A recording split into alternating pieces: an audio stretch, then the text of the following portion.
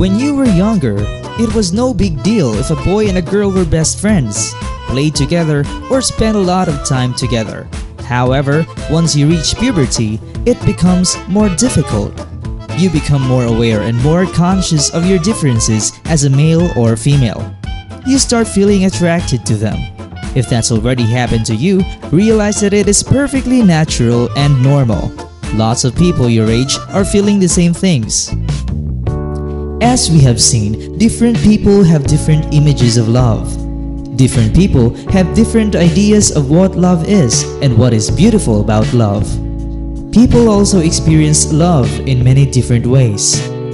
Today we will be discussing love, its phases or images, its phases or stages, and its pitfalls and dangers. We're actually here in Mindanao State University, particularly in the College of Social Sciences and Humanities, to find students who can differentiate what is love and infatuation. So, here we go. Ang love kay naghihingi na siya nag-develop through time, give siya time. Ang infatuation naman, diretso na siya, murag.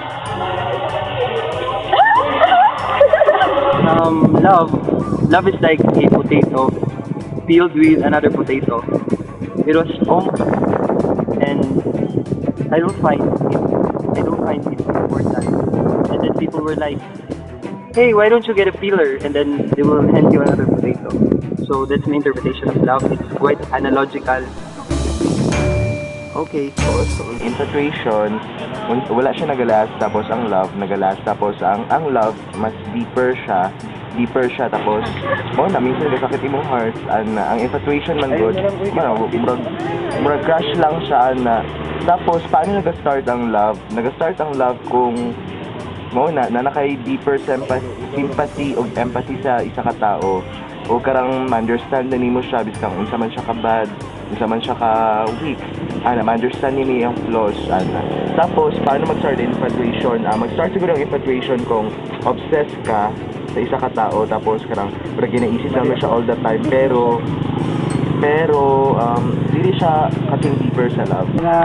Infatuation kay di ba syempre ibig sabihin murag mahagi lang, ibig sabihin wala nimo siya kanang na feel deep inside sa imong heart kanang murag di mo may love jud ba syempre wala man mahagi lang man kay syempre siguro nalang kay nagustuhan siya ang part nga dili mo nga feelings siguro nalang kay nagsa siya appearance ug sa love ang love man kay syempre bisan pag gusto niya ang appearance unsa ko na dawaton niya mo siya hindi mo siya gikan. Infatuation, it takes in a small term of time. Then in true love na kahit maghiwalay kayo, you're destined to each other. Kung love mo siya, parang hindi mo ma-explain kung bakit. Pero ang infatuation is yung pagtanungin mo kung anong nagustuhan mo sa kanya, parang may masabi ka or something na yung physical appearance niya, doon lang nag-define yung interest. So what is love and infatuation? Infatuation tends to start fast, while true love starts slowly. Infatuation happens quickly, while true love takes time to grow. You don't have to know someone very well or for very long to become infatuated, but if you're in love, your interest is in the total personality of your loved one. If it's only infatuation, your main basis for attraction and your main interest is likely to be the person's physical appearance or outer self behavior. But if you're truly in love, you like not only the way the person looks or talks, but the way he or she thinks and feels. So how consistent is your level of interest if you're in love or infatuated? Kung sa love man jud kay kwan nasa mga qualities sa love ninyo isa't isa, then pareho mo gina-observe ninyo ang kwan mutual love, fidelity ug kwan good health, then care pod sa isa't isa para mas mag-nurture. Or some people are needy to their partner when it comes to lambing and then when it comes to lambing from affection, but when you really found the one, hindi kailangan manghingi kasi parang meron kayong mutual understanding that each one of you are like, parang may mutual understanding kayo na parang hindi na kailangan hihingi ng isa, parang ibigay na lang. Ay, ibibigay good nang hindi hinihingi. Alam mo yun? Gets niyo na yun. Grabe. Bakit ako ginaanak? My God!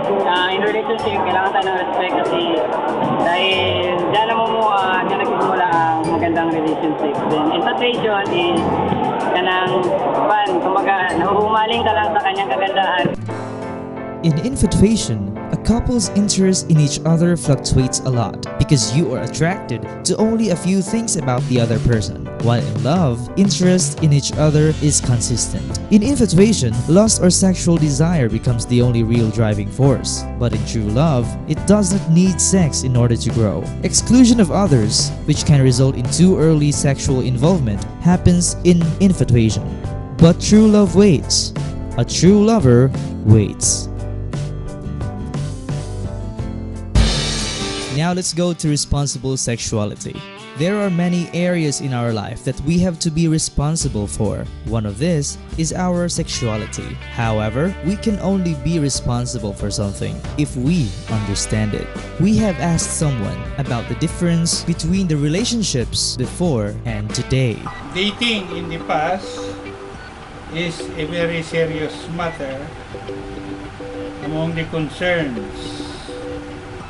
It needs consultation to the parents and friends before going to dating. Dating in the past, it requires privacy among the two.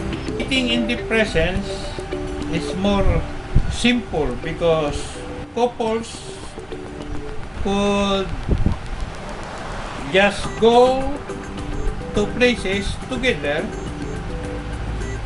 without any permission from the parents. They date in open places, in public plaza, in restaurants.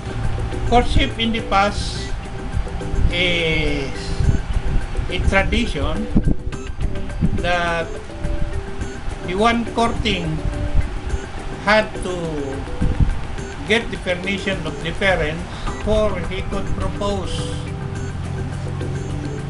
to the woman he wants to marry. He would pass through the parents' requirements and interests, like serving the family by labor or by giving some items, donating some material things, and even giving money. Courtship today, the present, is done by young people like us by just simply looking at one another, by texting messages, by letters, by songs, by giving gifts. It is not kept in secret. It is openly announced or known by parents, friends. Responsible sexuality is the key to a healthy sex life, and a meaningful sexuality has 5 major dimensions. Number 1, responsible sexuality is respecting yourself. Remember, it is you who will be burdened with the consequences of your actions. You can always find people who share your positive values and beliefs, and you do not need to change yourself or your values to conform with them. Number 2, responsible sexuality is making responsible choices. You cannot just borrow someone else's decision. It might not work for you. You are a one-of-a-kind person who needs a one-of-a-kind decision. You have to make your own choice, the one that is best for you. Number 3, responsible sexuality is knowing how to say no. Remember, sexual sharing is best enjoyed as part of a relationship when the time is right and both partners are prepared for it. Number 4, responsible sexuality is reviewing all possibilities and options in advance. It is recognizing and accepting the consequences of your actions. Number 5, Responsible sexuality is communicating with your partner. It is important for teens who are dating or going out to talk with their partner about sexuality. If you want to remember those things, just memorize CREAM. That is, knowing how to say no, respect yourself, effective communication, anticipate the consequences of your actions, and make responsible choices.